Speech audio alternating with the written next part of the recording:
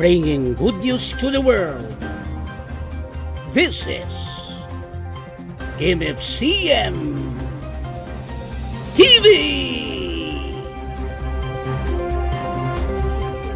Your program host, Bishop Butch Sipala. Mayong gabi sa tanan, ang atong tun-an mahitungod sa pulong sa Dios nining kagabion, ang mahitungod sa pangutana ngano nga daghan ang nangalagad sa Dios nga pobre o kabus lang gihapon. Daghan ang mga rason nganong nagpabiling kabus ang daghan sa mga nangalagad sa Dios bisan pa niining atong modernong panahon. Dalahon ko kamo sa pulong sa Ginoo sa Malakay chapter 3 verse 10. Karon aghaton ko kamo nga sulayan ninyo ako ang Ginoo nga makagagahom. Dad-an ninyo ang tibuok ninyong ikapulo sa budiga sa templo aron may pagkaon diha sa akong templo. Kung himuon ninyo kini, padad-an ko kamo og ulan ug hatagan og naghinubrang panalangin. Naghinubrang panalangin. Mao kini ang saad sa Dios sa tanan nga mosunod sa iyang mga pulong. Apan kining tithes and offerings, gikontra kini sa daghang mga magtutudlo sa Biblia ug daghang mga reliyon nga kuno dili na kini dapat itudlo o dapat sundon tungod kay kini gikan sa Old Testament ug niya nakita karon sa modernong panahon, dili na daw kini applicable. Ayayay! Gusto man nilang babagan nga ang mga tawo nga mosunod sa Ginoo mahayahay ang kinabuhi. Agoy noy! Akuray na lungkot. Ayaw pagpailad akong igsuon. Kinahanglang sayron nato unsa ang kamatuuran nga gikan gayud sa Biblia, dili gikan sa doktrina sa reliyon. Pamati akong igsuon. Ang Malakay chapter 3 verse 10 sinulat kini ni propeta Malakay. I-consider kini nga prophetic book. Unsay buot ipasabot sa prophetic book? Sinulat sa daang tugon apan dunay dakong kalabutan sa atong panahon karon ug sa umaabot.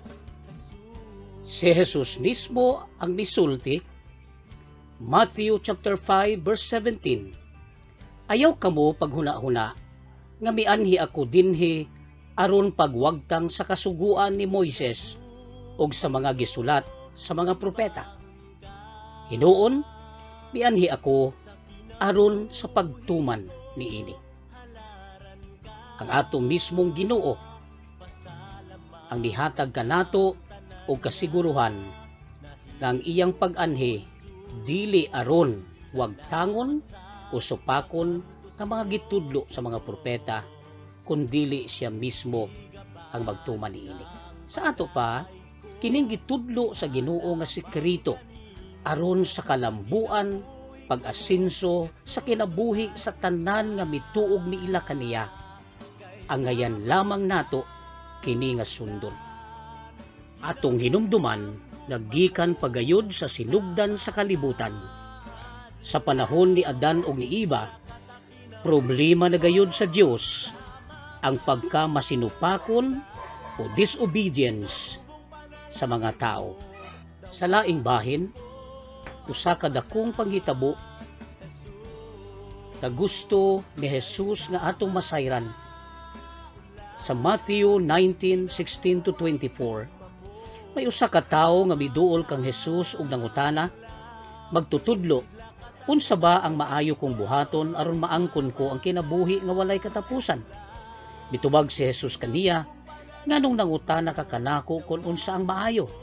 Usa lang ang maayo ug walay lain kundili ang Dios. Kung gusto mo nga maangkon ang kinabuhi nga walay katapusan, tumana ang mga sugo. Mitubag ang batan-on, kining tanan natuman ko na. Unsa pa ba ang angay kong buhaton? ug miingon si Jesus sa batan-on nga dato, pauli sa inyo ug ibaligya ang tanan nimong kabtangan ug ihatag kini sa mga kabus. Pagkadungog sa batan-on nga dato sa gisulti ni Jesus, mitalikod siya nga masulubon tungod kay dako ang iyang kabtangan. Ug bisulti si Jesus sa iyang mga tinun-an, pagkalisod gayud sa usa ka dato sa pagsulod sa gingharian sa langit.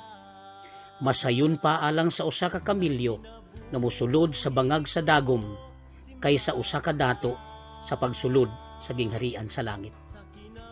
Buot lamang ipasabot ni Jesus ngadto sa iyang mga tinun-an nga ang problema niining batan-on nga dato mao ang iyang kahakog o pagmahal sa iyang kabtangan.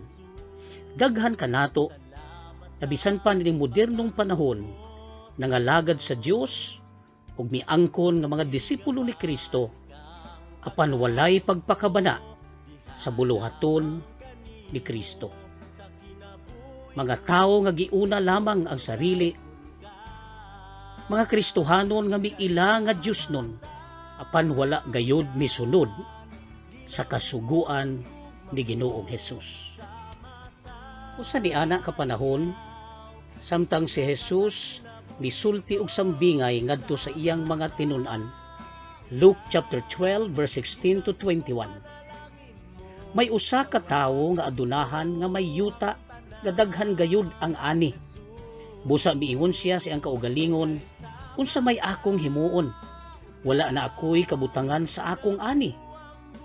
Maayo pa tingali nga ipaguba ko ang akong mga budiga o magpatukod og mas dako pa gayud ug didto ko ibutang ang akong mga ani ug mga kabtangan. Ug tungod kay daghan na ang akong natigom alang sa umaabot nga mga tuig, magpahayahay na lamang unya ako, mukaon, muinom ug maglipay. Apan miingon ang Dios kaniya, buang-buang ka. Karong gabii, bawiun ko kanimo ang imong kinabuhi. Busa kinsa man ang makapahimulos sa imong gitigom nga mga kabtangan. Mausab ka na ang mahitabo sa mga magtigom ug mga bahandi alang sa iyang kaugalingon apan kabus at tubangan sa Dios. Klaro ang mga mensahe nga buot ipaabot sa Ginoo alang kanato, nga ang dili gyud niya gusto kining pagkahakog sa tawo nga walay laing gitan-aw o gihuna-huna kundili ang kaugalingon lamang. Matthew 16 verse 26. Unsa man ang makuha sa tawo kun maangkon niya ang tanan nga mga butang dinhi sa kalibutan apan mawala ang iyang kinabuhi? Wala gayud, kay wala gayud siya ikahatag aron mabawi niya ang iyang kinabuhi. John chapter 10 verse 10. Ang kawatan mianhi aron sa pagpangawat, pagpatay o paglaglag, apan si Jesus mianhi aron kita makabaton sa kinabuhi.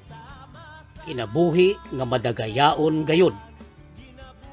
Busa biyaan nato ang pagkahakog.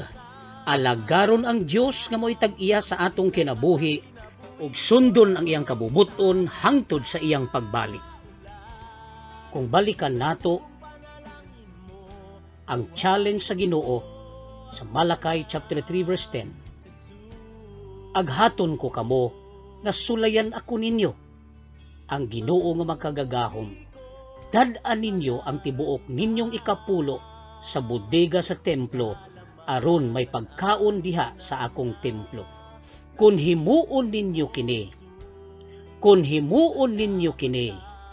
paminaw pag-ayo, kun himuon ninyo kini, padad-an ko kamo og ulan, og hatagan, og naghinubrang panalangin.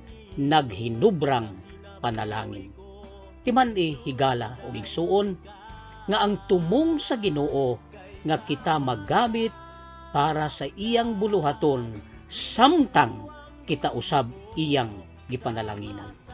Busa ang sekreto sa paglambo, ang sekreto sa pag-asinso, ang sekreto sa unlimited blessing anaa sa atong obedience. Dad-a ang tibuok ikapulo ngadto sa budiga sa templo aron dunay pagkaon didto. Akong mga pag-ampo o panghinaot, kapanalanginan sa Dios ang atong pamilya, ang atong mga trabaho, ug ang tanang mga negosyo, ug ang bunga sa atong pagpaningkamot. Ang Dios magapanalangin ug maayong gabii kanatong tanan. Bringing good news to the world. MFCN TV.